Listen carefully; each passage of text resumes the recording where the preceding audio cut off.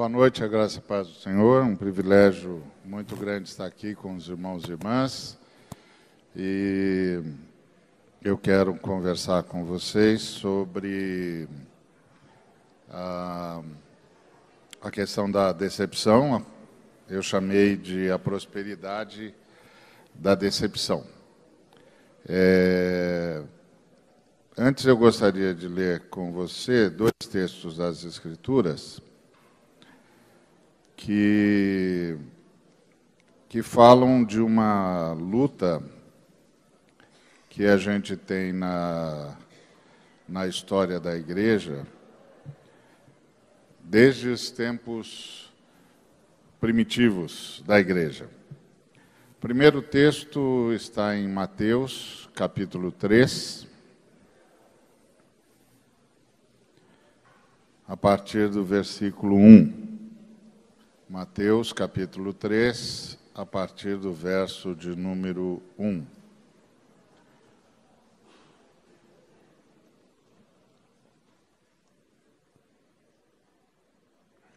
Naqueles dias, apareceu João Batista, pregando no deserto da Judéia, e dizia: arrependei-vos, porque está próximo o reino dos céus.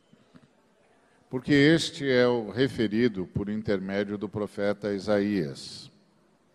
Voz do que clama no deserto: preparai o caminho do Senhor, endireitai as suas veredas.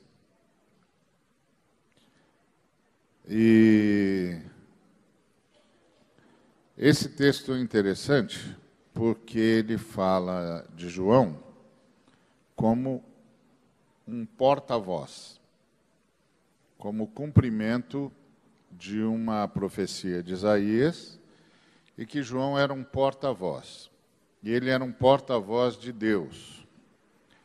Mas o que é interessante aqui na profecia de Isaías, e que o João reitera quando começa o seu ministério, é que na profecia de Isaías, Deus está no deserto.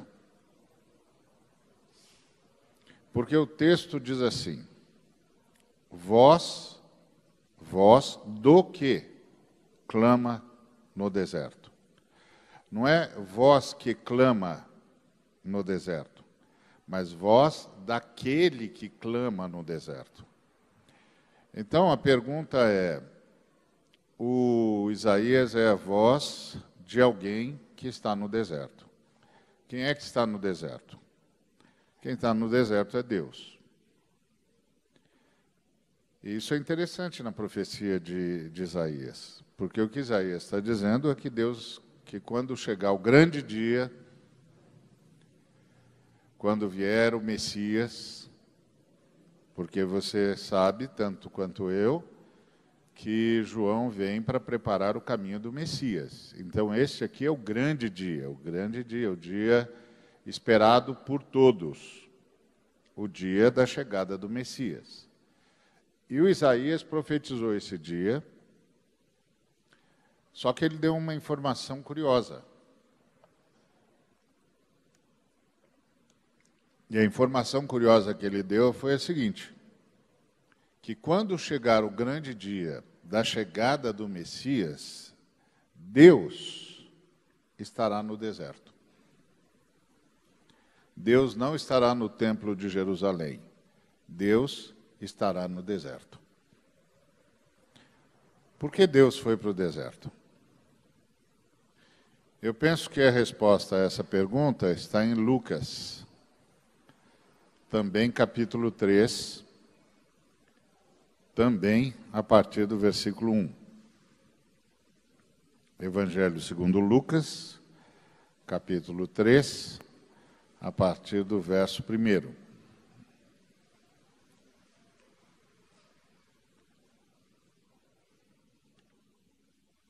E a gente lê o seguinte: no 15º ano do reinado de Tibério César, sendo Pôncio Pilatos governador da Judéia, Herodes, tetrarca da Galileia, seu irmão Filipe, tetrarca da região da Itureia e Traconites, e Lisânias, tetrarca de Abilene, sendo sumos sacerdotes Anás e Caifás, veio a palavra de Deus a João no deserto. Veio a palavra de Deus a João, filho de Zacarias, no deserto. O que é que o Lucas está fazendo aqui? O Lucas está fazendo uma denúncia. O Lucas está dizendo que o Tibério César tinha um grupo de pessoas que estavam na sua folha de pagamento, que prestava serviço a Tibério César, imperador de Roma. Ou que, portanto, faziam parte da folha de pagamento do Tibério. Aí ele disse que o Tibério César tinha na folha de pagamento dele o Pôncio Pilatos, que governava a Judéia. Tinha o Herodes, que governava a Galileia. Tinha Filipe, irmão de Herodes, que governava a região da Itureia e Traconites. Tinha Lisânias, que governava Abilene. E tinha Anás e Caifás, que governavam o templo de Israel. Por que a gente sabe que ele botou Anás e Caifás na folha de pagamento do Tibério César? Porque não pode haver dois sumos sacerdotes, só pode haver um. Inclusive, dois sumos sacerdotes é uma contradição de termos. Sumo é o máximo, o maior, o mais alto, o mais elevado. Então, só tem um sumo sacerdote. Mas o Lucas está dizendo que haviam dois sumos sacerdotes. Ou seja, o Lucas está fazendo uma denúncia que é algo de podre no templo de Israel. Tem dois sumos sacerdotes. E quem explica isso para a gente é o Joséfo, historiador dos judeus. Ele diz que os romanos perceberam que o povo judeu só ouvia o sacerdote, não ouvia governador, não ouvia rei, só ouvia o sacerdote. Então, os romanos decidiram que eles iam colocar o sumo sacerdote, então, em Israel. Não iam mais permitir aquela transição de sumo sacerdote baseado no fato de serem descendentes de Arão, que eles é que iam ordenar o sumo sacerdote. E aí tinha um homem chamado Anás, judeu, muito espertão, assim, populista, o povo amava o Anás. E o Anás fez, então, um acordo com os romanos. E ele se tornou o primeiro sumo sacerdote dessa leva de sacerdotes que os romanos punham. Ele foi sumo sacerdote durante 15 anos. Depois, um comandante romano chamado Marco Valério tirou ele do poder. Aí, o Anás tinha 5 filhos. Cada um dos 5 filhos dele foi sumo sacerdote, depois dele. Então, mudava o sumo sacerdote, ou seja, ia do filho A para o filho B, do filho B para o filho C, do filho C para o filho D, e aí vai. Mas o Anás continuava comandando o negócio nos bastidores, por detrás da cortina. E, finalmente, quando ele não tinha mais nenhum filho, ele tinha um genro, Caifás. Aí Caifás foi sumo sacerdote, mas o Anás continuou governando. Por isso que o Lucas disse Anás e Caifás, sumos sacerdotes. Ele estava denunciando a trama, estava denunciando a corrupção. O templo havia sido corrompido. E Deus, onde estava? Deus foi para o deserto. Por isso que o Isaías profetizou, quando chegar o grande dia, o dia em que o Messias vier, Deus estará no deserto. E quando o João se apresentou, ele se apresentou assim. Eu sou a voz daquele que clama no deserto. Então isso é interessante, porque isso significa que o Novo Testamento começa com Deus fora do templo. Isso é muito interessante. O Novo Testamento começa com Deus fora do templo. Deus está no deserto. E o sumo sacerdote dele está lá no deserto, que é João Batista. E João Batista era sacerdote. Você sabe disso, né? Ele é filho de sacerdote, é sacerdote, certo? Filho de Zacarias. Então ele tinha de estar no templo, porque Zacarias era sacerdote. Ele era filho de sacerdote, ele tinha de estar no templo como sacerdote. E ele tinha de estar no templo como sacerdote 2 vezes. Por que 2 vezes? Porque a mãe de João, Isabel, era descendente direto de Arão. Descendente direto de Arão. Então, o João tinha de estar no templo 2 vezes. Uma porque era filho de sacerdote e outra porque era descendente direto de Arão.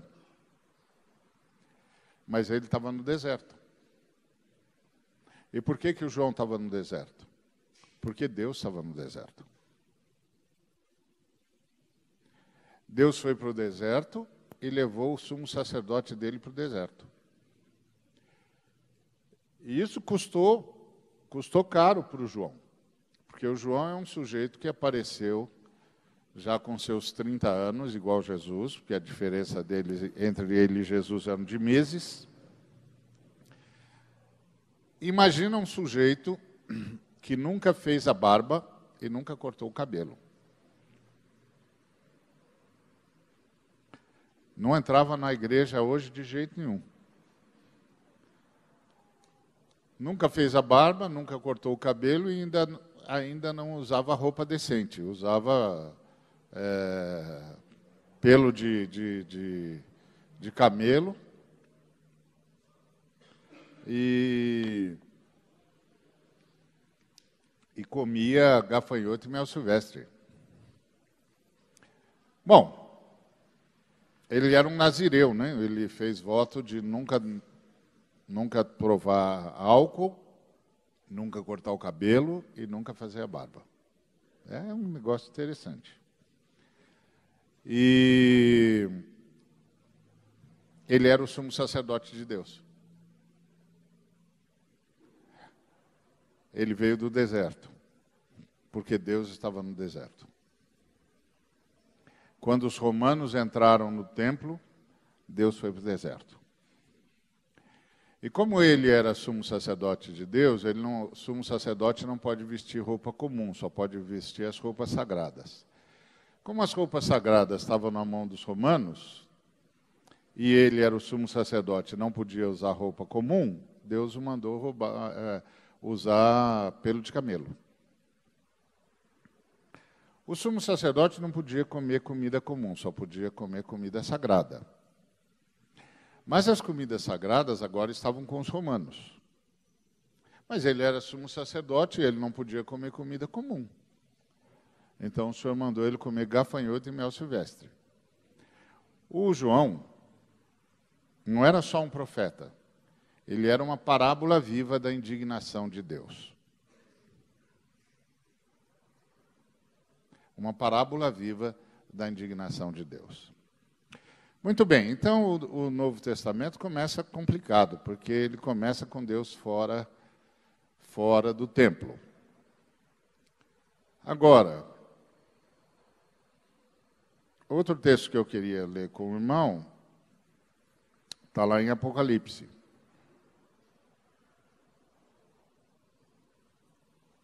Apocalipse capítulo 3.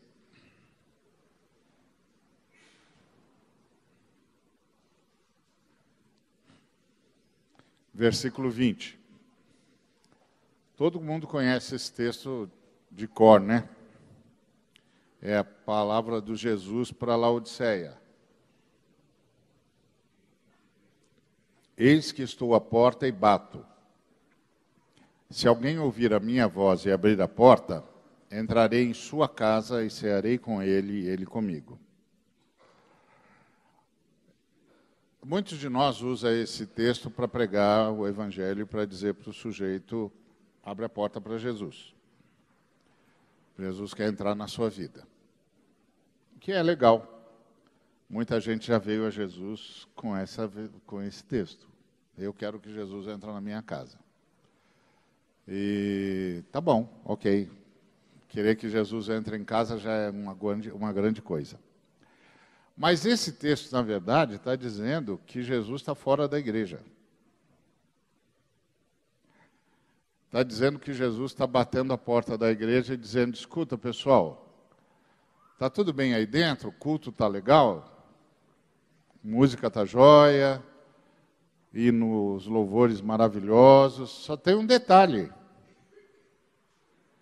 O detalhe, assim, quase insignificante, é eu estou do lado de fora. Assim, diria Jesus, sem querer chatear vocês, o culto não era para ser para mim? Agora explica para mim como é que vocês estão fazendo um culto que devia ser para mim e eu estou do lado de fora.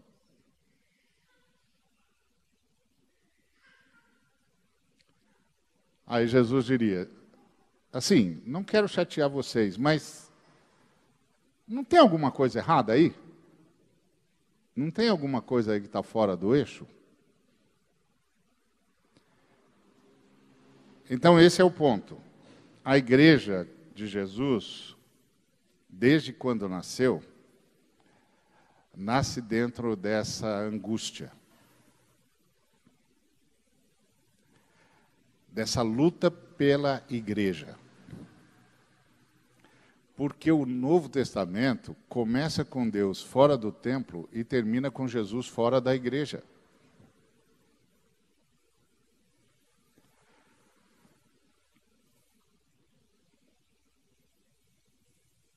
Então, o que acontece com a igreja? O que acontece com um povo que devia reconhecer Jesus o tempo todo?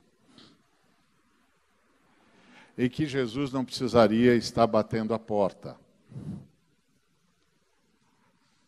Da mesma forma como você poderia perguntar o que aconteceu com o povo judeu, que só existia, foi formado para trazer o Messias. Imagina um povo, pensa num povo, que só existe com um objetivo, trazer o Messias. Esse é o único objetivo de Israel. Israel não tem nenhum outro objetivo. O objetivo de Israel é trazer o Messias. Então pensa num povo que só existe para honrar a Deus e trazer o Messias. E quando o Messias chega, Deus está no deserto e ninguém reconhece o Messias. E o sumo sacerdote de Deus é um sujeito de cabelo desgrenhado, de barba que nunca foi feita, gritando no deserto, vestindo pele de camelo, comendo gafanhoto e mel silvestre.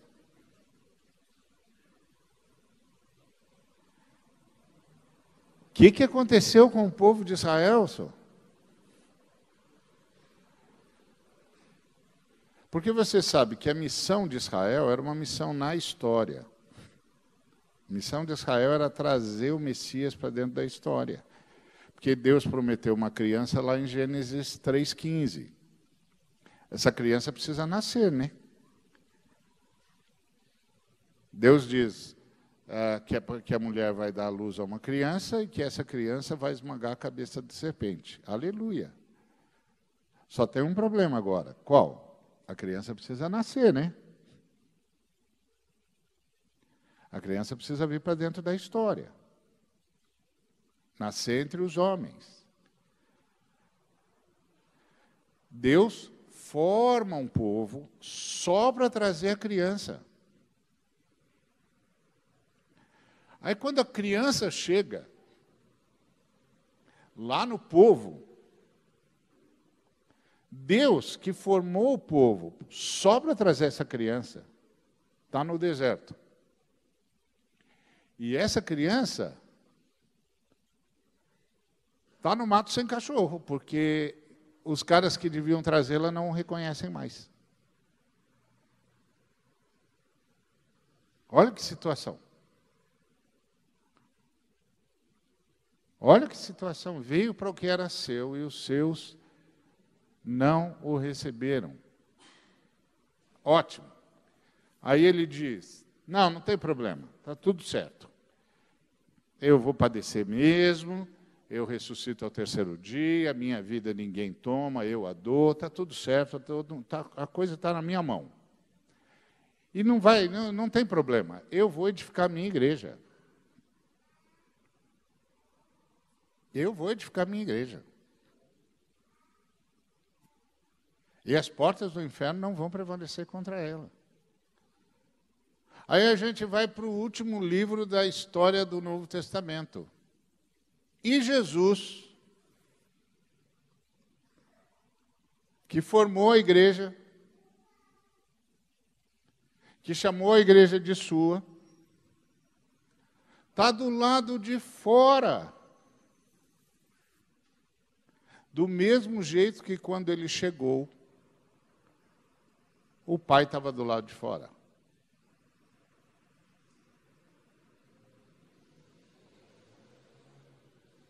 Ó, o que aconteceu aí, gente? O que aconteceu é que a igreja foi sendo o tempo todo atacada por movimentos. E nem sempre soube reconhecer os movimentos que a atacavam, e muitas vezes os movimentos começaram a mexer com os da igreja. E esses movimentos que mexem com os da igreja, Jesus chama de tribulação. E ele diz que esses movimentos são tão fortes, que essas tribulações são tão densas, que se o Senhor não abreviasse isso, até os eleitos se perderiam. Então, não é uma coisa simples. Não é uma coisa automática a vida da igreja. É uma coisa de oração e vigilância.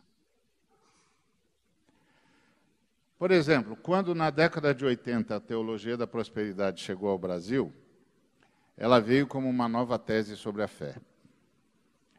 Ela prometia o céu aqui para o que tivesse um certo tipo de fé. As promessas eram as mais mirabolantes. Garantia de saúde a toda prova. Crente não fica doente. Riqueza. Carros maravilhosos. Salários altíssimos. Posições de liderança. Prosperidade ampla, geral e irrestrita. Eu me lembro de ter ouvido um ferrenho seguidor dessa teologia, um homem bom, hein? Um homem bom.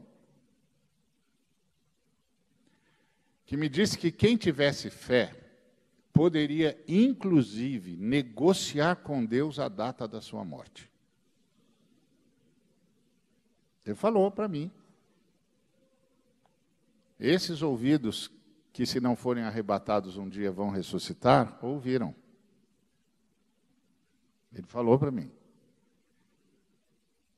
Ele afirmava que na nova condição de fé em que ele se encontrava, Deus teria de negociar com ele a data da sua partida para o mundo dos que aguardam a ressurreição do corpo. E eu ficava olhando para ele dizendo, sério mesmo, irmão? Ele disse, sério, irmão? Eu falei, Jesus, eu estou mal. Porque eu não consigo pensar em chegar diante do Altíssimo, no Santo dos Santos, e falar assim, senhor, vamos conversar um pouquinho aqui? Eu estou querendo discutir com o senhor quando é que o senhor deve me tirar da terra. Como eu faço isso, irmão? Ele disse, fé, meu filho, fé.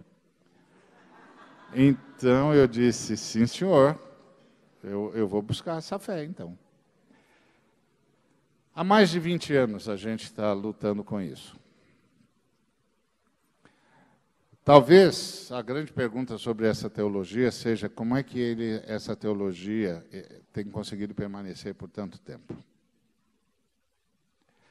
A tentação a essa pergunta é dizer, é porque eles estão certos. E ponto. Ou seja, permanece porque é verdade. Quem tem fé tem tudo isso e muito mais. Entretanto, quando a gente analisa com cuidado e faz uma pesquisa, ainda que elementar, o que a gente constata é que as promessas da teologia da prosperidade não se cumpriram.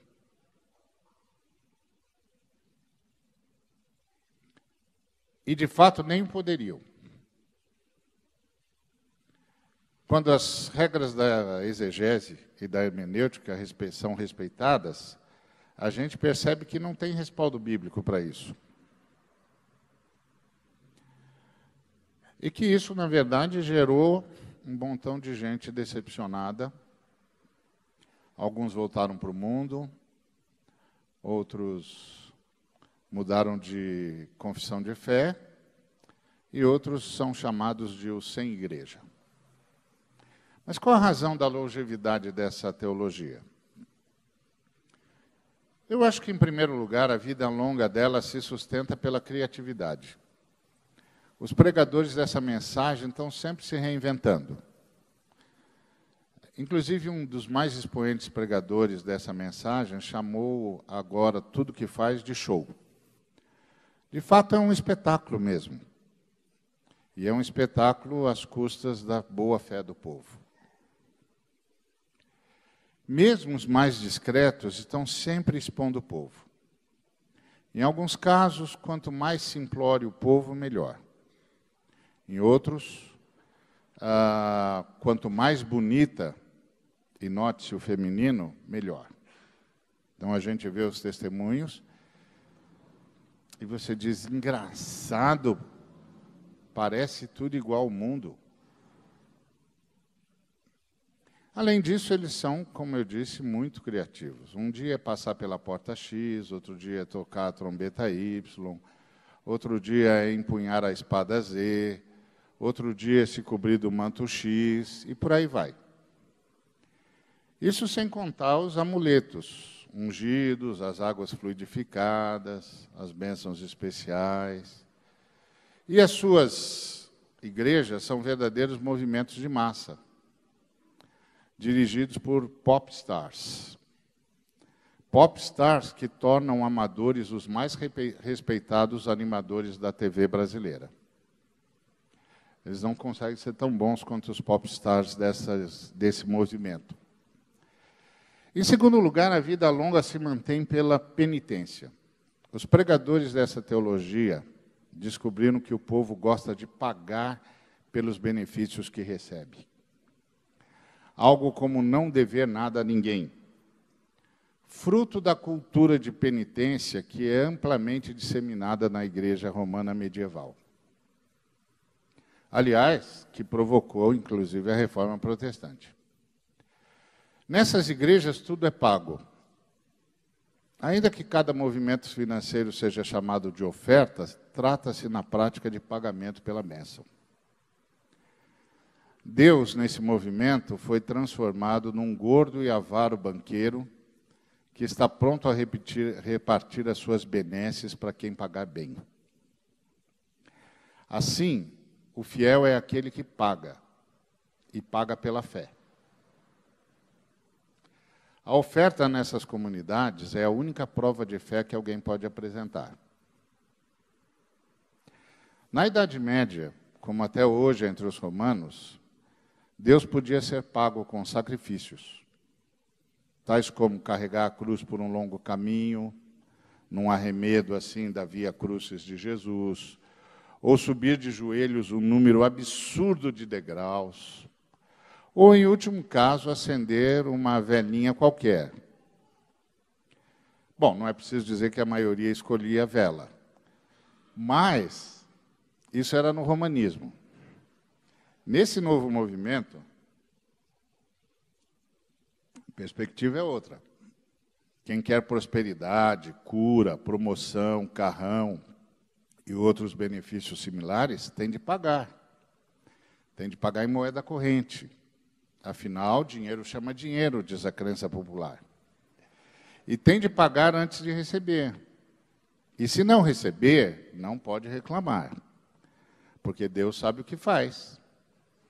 E se ele não liberou a bênção, é porque não recebeu o suficiente ou não encontrou fé suficiente. Então, esses pregadores desse movimento têm um consumidor ideal. Em terceiro lugar, esse negócio dura muito tempo porque eles justificam o capitalismo. Embora, segundo Weber, o capitalismo seja fruto da ética protestante, é verdade que o Weber fez foi só uma fotografia do tempo dele. Porque o capitalismo, inclusive, que existe hoje, se sustenta no consumismo, e não na poupança, como o Weber viu naquela época. Então, é um negócio complicado, porque a fé, de modo geral, nunca se deu bem com a riqueza. Sempre houve uma desconfiança em todos os cristãos, nesses 2000 anos, que estava errado. Estava errado. Que tinha de cuidar dos pobres. Que o mundo é injusto e que nós não podemos participar da injustiça do mundo. São 2000 anos de igreja. Os apóstolos ensinaram isso. Eles disseram, está errado. O primeiro concílio da igreja, que foi lá em Jerusalém, o Tiago, Pedro, estenderam a destra para o Paulo e para o Barnabé e fizeram 2 recomendações. E uma das recomendações foi, cuide dos pobres. Então, a igreja cristã sempre achou que estava errado. Mas com essa teologia, a coisa mudou o quadro mudou de lugar, mudou de forma. O capital agora está justificado. Foi promovido de grilhão, de prisão, de culto a Mamon, em troféu da fé. Antes, o que era senhor do capital se tornava um avaro acumulador egoísta. A fé cristã pregava contra isso. Agora, nessa nova tese, quanto mais egoísta, quanto mais avarento, mais símbolo de fé ele tem. Quanto mais ele gastar com futilidade, quanto mais ele ostentar, mais todo mundo vai dizer que ele tem muita fé. Antes, na fé cristã, aqueles que corriam atrás dos bens materiais eram chamados de mundanos. Hoje, para essa tese, os que correm atrás dos bens materiais são chamados de gente que buscam as promessas celestiais. Juntamente com o capitalismo, essa mensagem justifica o individualismo. A bênção é para o que tem fé. Ela é inalienável e intransferível. Eu soube de uma igreja, até coerente, a igreja proibiu qualquer socorro social na comunidade. Não era para ajudar os pobres. Por quê? Porque ajudar os pobres era premiar os que não têm fé. Porque se o sujeito tivesse fé, não seria pobre. Então, você não pode ficar ajudando o cara, porque você vai premiar a falta de fé dele. Então, nessa nova teologia, quem tem fé tem tudo, quem não tem fé não tem nada. Antes, ter fé em Cristo colocava o sujeito na estrada da solidariedade. Ele repartia, abençoava. Hoje não. Nesse novo tipo de pregação, a fé o coloca no barranco da arrogância. Toda esperteza está justificada e incentivada. Não é de estranhar que ética seja um artigo cada vez mais em falta na vida e no shopping center de fé desse movimento. Mas o que isso tem gerado de verdade? Decepção. Fragorosa decepção. É tudo que está sobrando no frigir dos ovos. As bênçãos mirabolantes não vieram, porque Deus nunca prometeu isso. E Deus tem um problema, ele não pode ser manipulado. Então, não deu certo. O sucesso e a riqueza que vieram foram fruto, muitas vezes, de manobras espertalhonas, para dizer o mínimo.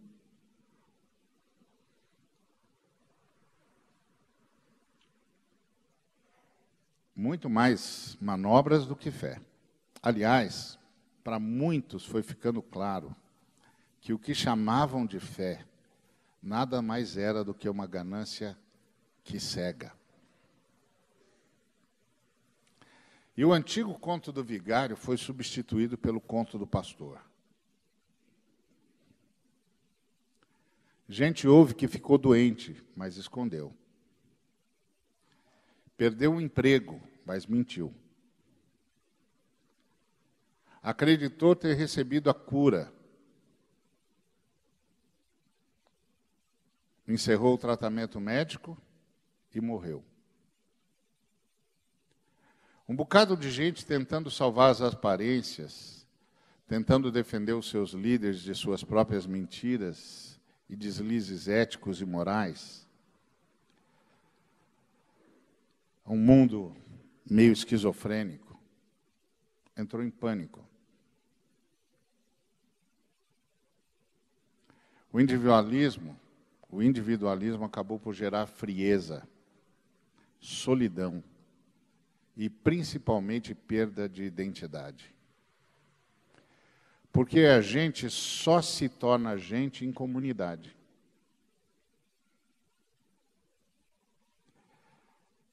Tudo isso acontecendo enquanto os fiéis observavam um contraste entre si e os seus pastores. Os fiéis perdendo os bens pela angústia de uma fé inoperante, pela perda de entes queridos que julgavam absolutamente curados, e os pastores enriquecendo, melhorando sensivelmente o padrão de vida, adquirindo patrimônio digno de nota, sendo contado entre o jet set, virando artista de TV, tudo em nome de um evangelho que deviam ter que ser pregado e que suas novas e portentosas posses avalizavam. E onde estão esses decepcionados? Para onde eles estão indo? Muitos estão literalmente por aí. Perderam a fé. Perderam aquela fé, mas não acharam a fé que os apóstolos e profetas da Escritura judaico-cristã anunciavam. Ouviram o nome de Cristo, mas não encontraram Cristo e pararam de procurar por Cristo. Muitos deles talvez estejam perdidos para o Evangelho para sempre. Outros, no meio de tudo isso, foram achados por Cristo e estão procurando pelo lugar onde Cristo esteja. Para os primeiros que se decepcionaram e foram embora, talvez não haja muito o que fazer a não ser interceder diante do Eterno, para que Ele tenha piedade deles, que foram vergonhosamente enganados. E ponto. Mas para os que estão à procura do Cristo, é preciso desenvolver uma pastoral da decepção. Eles não estão chegando como chegam os que estão em processo de reconhecimento de Deus e de Jesus. Eles estão batendo as portas das comunidades que julgam sérias com a Bíblia, e estão procurando cura para a sua fé. Estão procurando cura para a sua forma de ser crente. Estão procurando cura para a sua esperança de salvação. Estão procurando cura para a sua falta de comunidade. Estão procurando cura para a sua confusão doutrinária. Eles precisam finalmente ver Jesus Cristo. E precisam ver a si mesmos. E eles precisam, em meio de tanta desinformação, encontrar o ensino. Em meio de tanto engano, recuperar a esperança. Eles necessitam de comunidade e de identidade. Eles precisam de abraço e de paciência, de paz e de alento, de fraternidade e de exemplo. Eles precisam de doutrina e de vida abundante. Quem quer que há de recebê-los, terá de se preparar para isso. Mesmo porque, ainda que certos da confusão a que foram expostos, a cultura que eles trazem é a única que eles têm. E nos momentos de crise, de qualquer natureza, será a partir dessa péssima cultura que eles vão reagir. Até que o discipulado bíblico construa com o tempo uma nova e saudável cultura. Ou seja, a igreja que vai recebê-los vai ter de reevangelizá-los.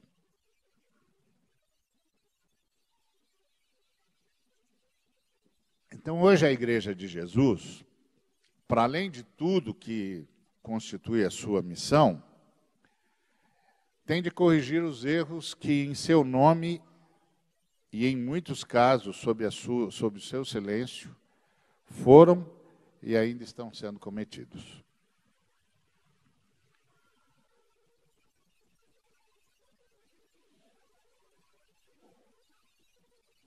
Esses dias, alguém me perguntou: no seu tempo, um pastor desavergonhadamente exploraria os fiéis e abusaria das irmãs? Eu disse, no tempo que eu me converti, isso não passava nem a quilômetros da vida dele. Ele tinha temor de Deus e da comunidade.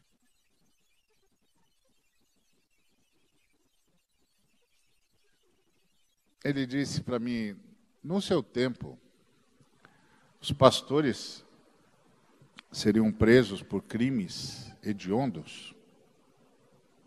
No tempo que eu me converti,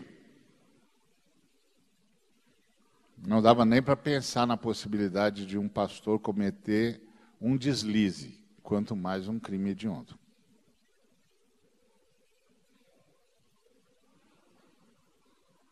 Alguém que se dissesse pastor. Aí ele disse para mim, o que aconteceu? Falei, rapaz, eu estou perguntando isso há 20 anos.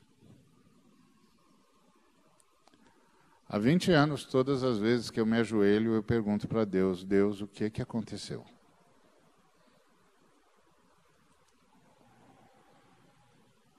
Mas, meu amigo, disse eu estou mais agora preocupado com o que pode acontecer se nós não fizermos nada.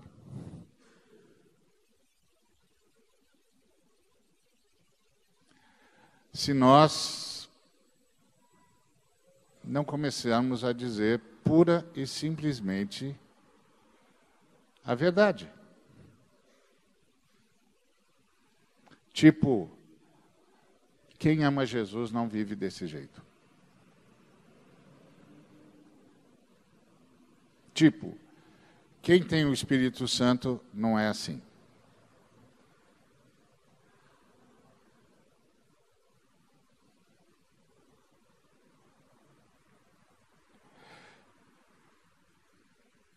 Eu me lembro que eu era garoto, tinha 12 para 13 anos, e eu entrei correndo assim pela nave do templo, da igreja onde eu havia me convertido. Esbaforido. E o pastor disse, o que foi, Vado? Ele me chamava de Vado. Disse, briguei com meu pai. Brigou com seu pai? Por quê? Ah, porque meu pai não queria que eu viesse no culto. Ah, você brigou com seu pai porque seu pai não queria que você viesse no culto. É, sim, senhor. Bom, não preciso dizer para você que naquele momento eu estava me sentindo um herói. Um mártir.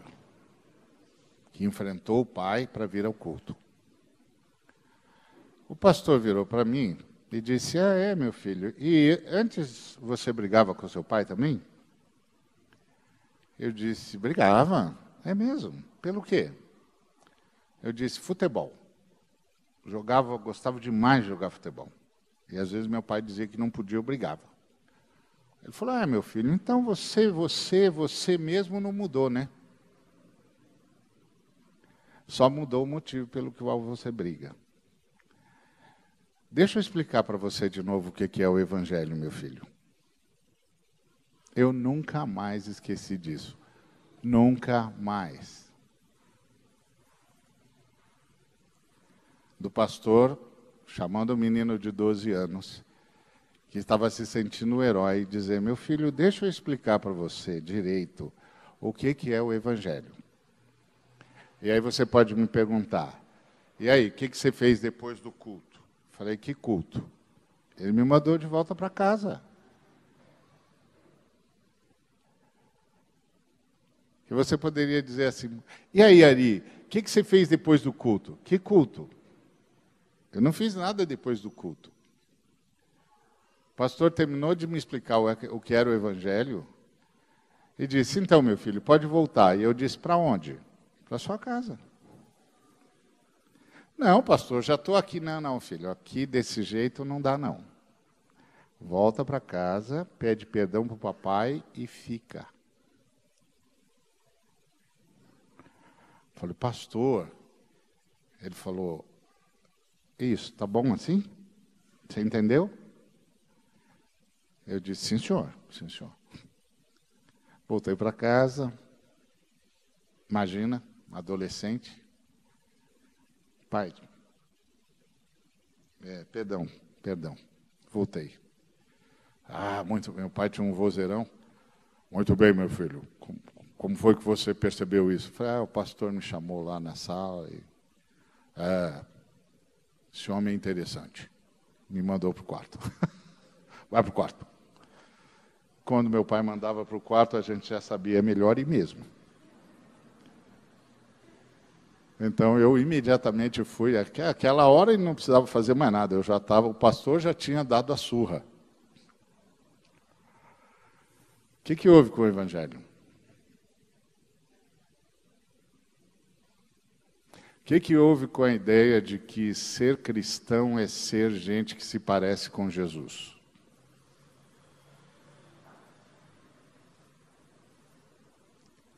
O que houve com a ideia de que ser cristão é ter rompido com o diabo, ter rompido com o mundo e ter se rendido aos pés de Jesus para ser habitação do Espírito Santo e para ser transformado de glória em glória numa pessoa cada vez mais parecida com Jesus? O que houve? Onde foi que parte disso que a gente não entendeu? Que às vezes nós somos assim. Eu me lembro que uma vez eu vi um moço chamando a atenção do outro no avião, que eu achei muito interessante, porque a moça do avião lá disse, agora desliga os aparelhos eletrônicos. Todo mundo desligou o aparelho eletrônico, aí o moço que estava sentado num canto assim, continuou lá. Aí eu acho que o rapaz, o moço que estava na mesma cadeira com ele, foi ficando assim, ansioso com aquilo lá, sei lá, e de repente a gente só viu quando ele falou assim, o senhor pode desligar isso aí? Imagina isso no âmbito do avião, né? O senhor pode desligar isso aí? O homem, acho que levou um susto, ele falou, o senhor não entendeu que é para desligar tudo agora? E às vezes eu sinto que nós, seres humanos, somos assim. Parece que tem algumas coisas que a gente não conseguiu entender. E aí você tem a vontade de perguntar para o sujeito assim, que parte do morrer com Cristo na cruz você não entendeu?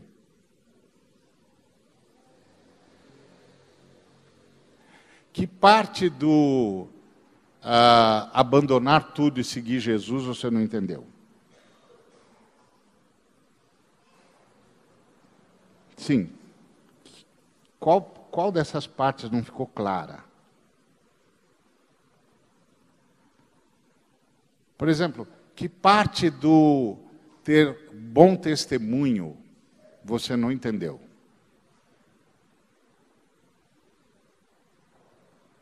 O que faltou? Faltou a lição, você não prestou atenção, o cara não deu boa aula, que parte que não entendeu?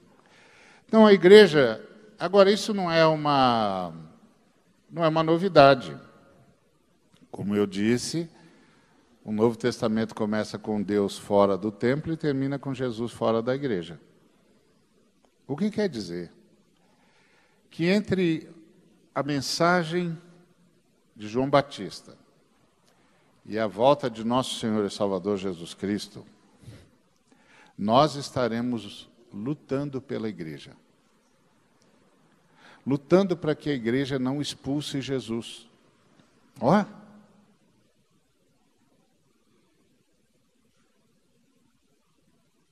Lutando para que esses movimentos que a gente não sabe de onde vem, influenciem tanto os membros da igreja, que mesmo os membros da igreja de Cristo acabem por expulsar Jesus.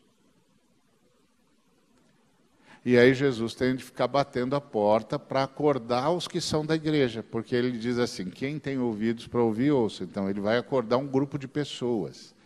Ele está dizendo que até os camaradas que não deviam ter sido enganados, foram. E aí ele disse, se alguém ouvir a minha voz. Então ele acredita que tem gente que pode ouvi-lo. Então ele está falando para um grupo dentro da comunidade, que segundo Jesus é um grupo que pode ouvi-lo. E ele está cheio de esperança.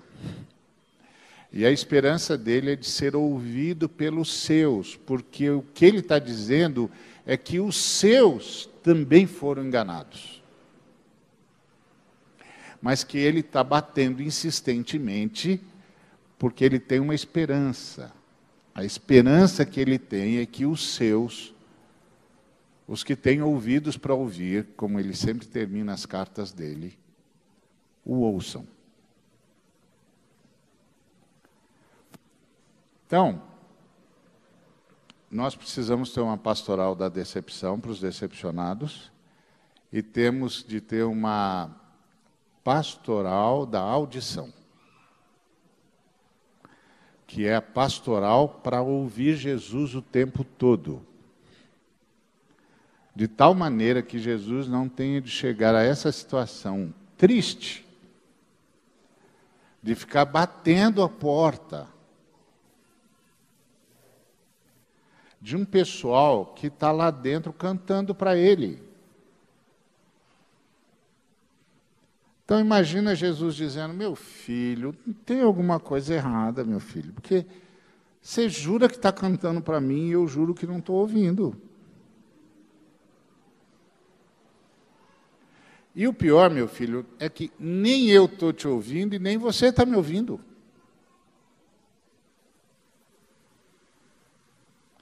Ou seja, querido, nós estamos em estado de desencontro. E precisamos nos encontrar de novo. Então, Jesus continua chamando os que têm ouvidos para ouvir. Dizendo para eles, não se deixem enganar por nenhum movimento que leve vocês longe de ser o que eu sou.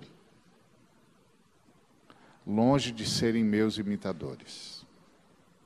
Não ouçam nada que os afaste de mim. Vocês são meus. Eu os comprei com meu sangue. E eu quero fazer de vocês gente como gente deve ser. Quero fazer de vocês gente que ame. Quero fazer de vocês gente que sirva. Quero fazer de vocês gente que reparta, gente que abençoe, gente que interceda. Quero fazer de vocês gente que não ama mais o mundo e nem as coisas que há no mundo. Eu quero fazer de vocês gente livre.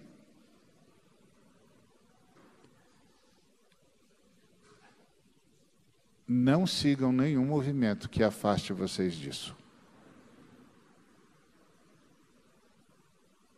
Não sigam.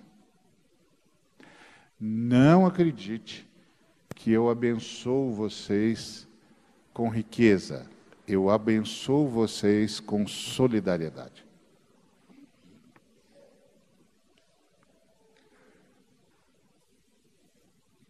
Isso quer dizer que o senhor não dá bênção material, como nós falamos? Eu lembro de uma história que eu ouvi muito interessante. Um homem estava na casa dele e viu a conta bancária. Chamou a esposa e disse assim: querida, aconteceu alguma coisa. Nós temos na nossa conta bancária muito mais do que normalmente nós temos. O que será que o senhor está tentando nos dizer? Aí esse homem saiu. Ele foi dar aula. Quando ele chegou na classe, chegou bem mais cedo, ele encontrou um jovem que estava lá na aula de teologia que ele ia dar. Só que o jovem estava lá, tinha chegado muito mais cedo do que ele, provavelmente não esperava que ele chegasse, e estava chorando, ajoelhado num canto da sala. Aí ele se aproximou do jovem e disse: meu irmão, posso ser útil, irmão, em alguma coisa? Pelo menos orar com o irmão? O que está havendo? Aí o jovem disse: estou pedindo misericórdia a Deus, porque a minha filha está muito doente e ela tem a mesma doença que a minha outra filha tinha. A minha outra filha morreu dessa doença. E agora a minha segunda filha está com a mesma doença. Quando a minha primeira filha morreu, não tinha tecnologia médica para cuidar daquela enfermidade, ela morreu. Mas agora tem. Mas é muito caro, eu não tenho seguro médico. Eu estou implorando a Deus. E aí aquele homem disse: e quanto é isso aí, irmão, esse muito caro que o irmão está falando? Aí ele deu o valor para o homem, para o irmão. Ele falou: o Senhor Deus já atendeu a sua oração. Ele mandou através da conta bancária que eu administro para ele. Espera só um pouquinho que eu já vou fazer o cheque do seu dinheiro e vou te dar. É isso que a fé cristã chama de bênção material. Porque Deus deu dons aos homens para sustentarem a terra, para que aquele que colheu de menos não tenha falta, e o que colheu demais, para que o que colheu demais não acumule, e o que colheu de menos não passe necessidade. Eu não estou inventando, não. Isso aí é versículo bíblico. Verdade mesmo. Está na Bíblia. Escrito pelo Espírito Santo mesmo. Não estou inventando, não. Então, não é que Deus não abençoa materialmente. É que Ele faz da gente padeiro. Sabe por quê? Porque todo mundo que ora o pão nosso de cada dia se dispõe a ser a padaria de Deus. Não é não? Quando eu digo, Senhor, o pão nosso, não é o meu pão, é o pão nosso de cada dia, nos dai. Hoje, eu estou me oferecendo para ser a padaria de Deus. Eu estou dizendo, se o Senhor quiser abençoar através de mim, fica à vontade. É para isso que eu tenho dons. Eu não tenho dons para me sustentar. Porque quem me sustenta é o Senhor, né? Eu tenho dons para participar da aventura divina de sustentar a terra, de sustentar os seres humanos, de sustentar principalmente os irmãos. Então, eu tenho o privilégio de participar da aventura divina, de cuidar do universo, sendo um dos meios através do qual o pão nosso de cada dia chega a todos. E isso é o que a Bíblia chama de bênção material. Então, um bocado de irmãos nossos se perderam aí, foram iludidos por um discurso que não é da igreja. E alguns da igreja também foram iludidos. Mas dá para mudar tudo isso, irmão. Dá para mudar tudo isso. É só voltar a pregar o Evangelho. Tá bom? Não requer prática, nem habilidade. Qualquer senhor, senhora, senhorita pode fazer, criança. Está aqui escrito em 66 livros. Tem 66 livros escritos pelo Espírito Santo aqui. Ah, sim.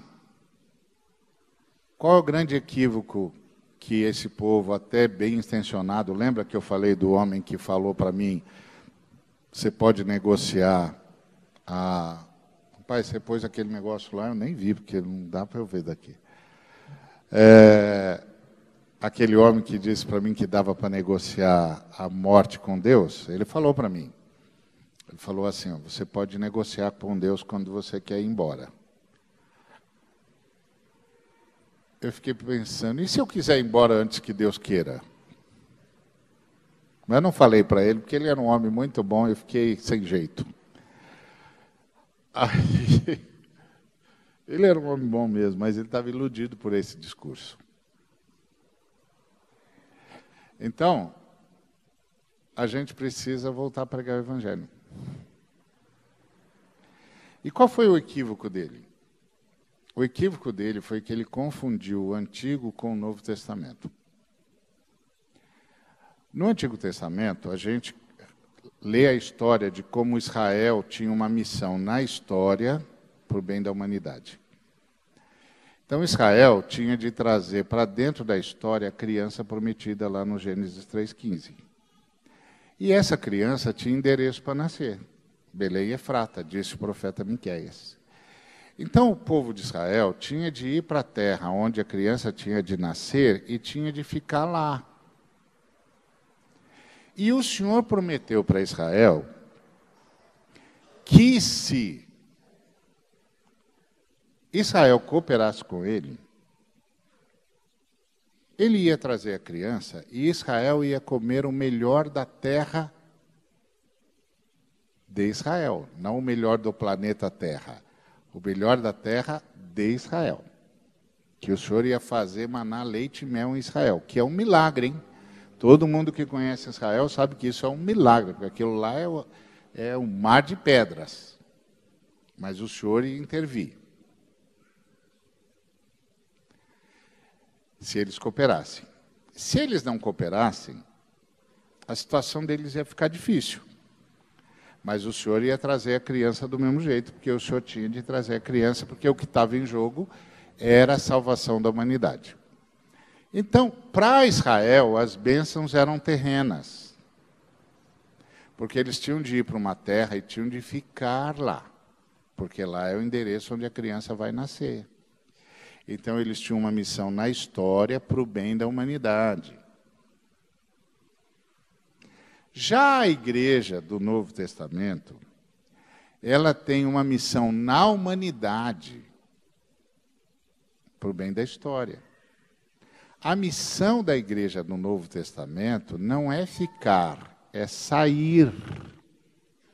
A igreja do Novo Testamento, que é o Israel do Novo Testamento, tem de sair, tem de ir para todos os cantos da terra, para todos os povos, para todas as línguas, para todas as tribos, para todas as nações, levando a criança, agora homem feito e ressuscitado, para que todos os povos conheçam a criança que Israel trouxe para dentro da história. Então, as bênçãos da igreja, que é o novo Israel de Deus, não são terrenas, são celestiais. Qual é a bênção terrena da igreja? É o construir uma sociedade planetária e solidária. É diferente. Mas alguns irmãos, muito bem intencionados, que isso seja salvaguardado, leem o Antigo Testamento e não fazem a transição da cruz e da ressurreição. E aí dizem para os irmãos que as bênçãos do Antigo Testamento são as bênçãos do Novo. Mas as bênçãos do Antigo Testamento são as bênçãos para o povo de Israel cooperar com Deus para trazer a criança. Que, aliás, diga-se de passagem, não deu muito certo, porque Israel era muito teimoso. Mas, graças a Deus, Deus trouxe a criança mesmo assim. Agora, nosso papel é para a humanidade. Nós temos de sair. Como é que nós vamos sair, gente? Como pregarão? Como se converterão se não ouvirem? Como ouvirão se não há quem pregue? Como pregarão se não forem enviados?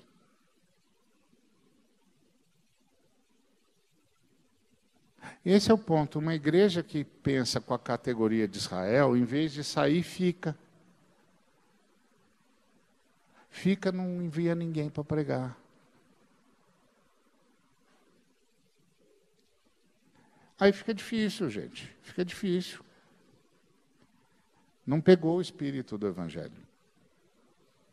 Agora, a nossa bênção é sermos uma comunidade planetária que reparte tudo. Então, a gente não precisa se preocupar, porque nós vamos nos abençoar mutuamente e nós podemos ir para todos os cantos da terra e, como diz o apóstolo Pedro, apressar a volta de Jesus. Eu quero apressar a volta de Jesus. Você não quer? Amém ou não amém?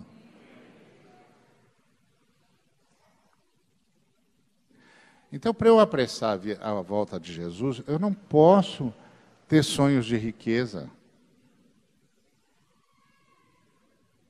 Senão um dia eu vou me pegar orando no coração, sem ter conseguido me controlar, o seguinte: Jesus, não volta por enquanto não.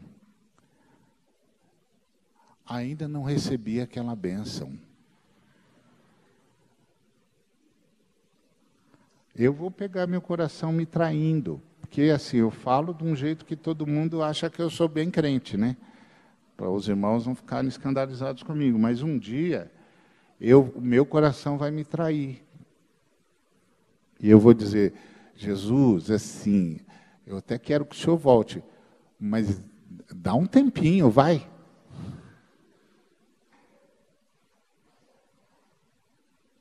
Deixa eu ter a casa que eu sonho.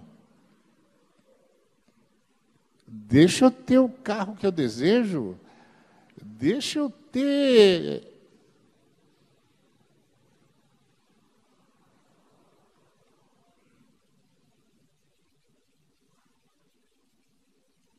E nessa hora, o maior medo do meu coração é ouvir a última trombeta. Não deu tempo.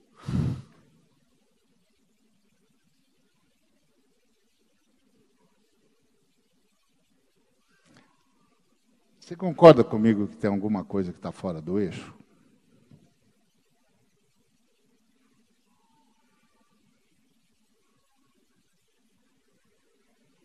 Alguma coisa está fora do eixo. Desse jeito eu não vou apressar a volta de Jesus.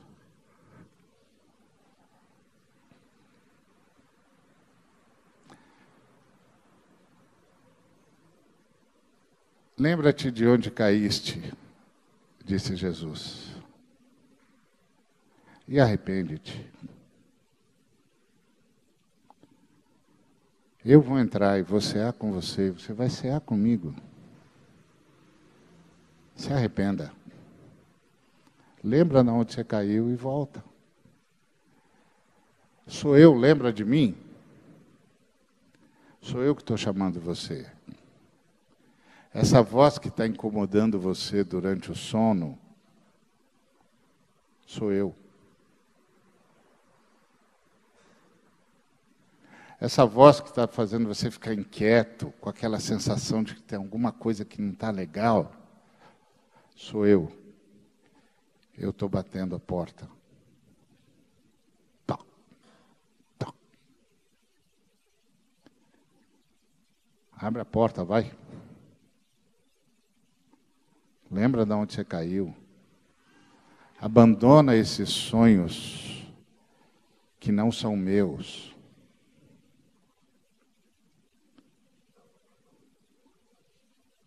E vamos voltar a comer junto, como era no princípio. Lembra quando era no princípio? Como a gente estava sempre junto? Como toda a alegria que você tinha era eu? Como você falava sobre mim o tempo todo? Vamos voltar. Não se preocupa.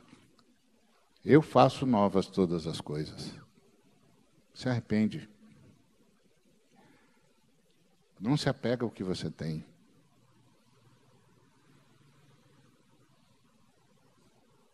Põe à disposição. Põe à disposição do reino, põe à disposição dos necessitados, põe à disposição de mim. É meu mesmo. Fica tranquilo, é meu mesmo. Você não precisa roubar o que é meu. Você está me roubando?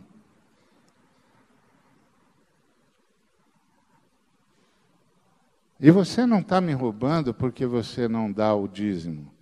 Você está me roubando porque você usa tudo que eu dou para você. E não para abençoar o mundo, não para abençoar os necessitados, não para abençoar aqueles que estão clamando a mim e perguntando para mim, onde estão os teus filhos? Porque os teus filhos não aparecem. E eu termino com um homem que estava pregando o Evangelho.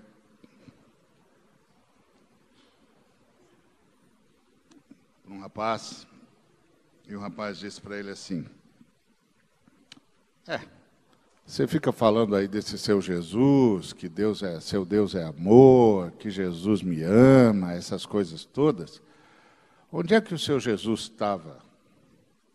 Quando eu passei por isso, quando me aviltaram, quando me atacaram, onde é que o seu Jesus estava? Aí o irmão olhou bem no olho desse moço e disse, Jesus estava lá com você, eu é que não estava, me perdoa. Eu devia ter estado lá e impedido a violência contra você. O meu Jesus estava lá, eu é que não estava. Eu estava ocupado com outras coisas.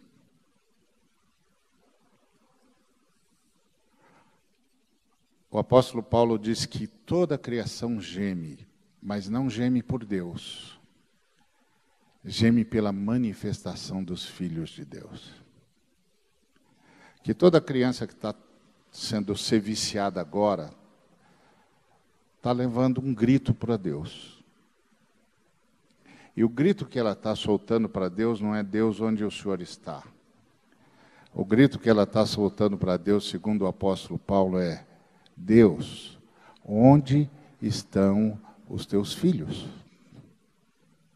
Por que eles não aparecem? Por que eles não vêm? Por que eles nunca chegam? Lembra-te de onde caíste, disse o Senhor para nós.